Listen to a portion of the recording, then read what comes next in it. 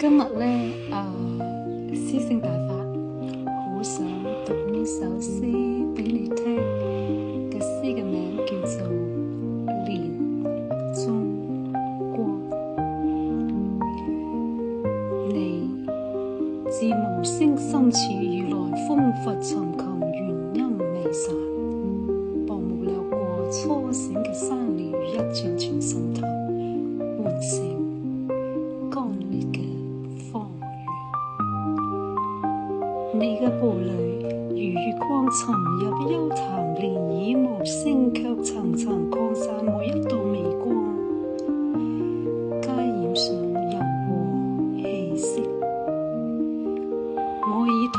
岸邊嘅靜影融入這無盡嘅流動，不問激流通向何方，只隨你穿越命運水道，飄向未知嘅深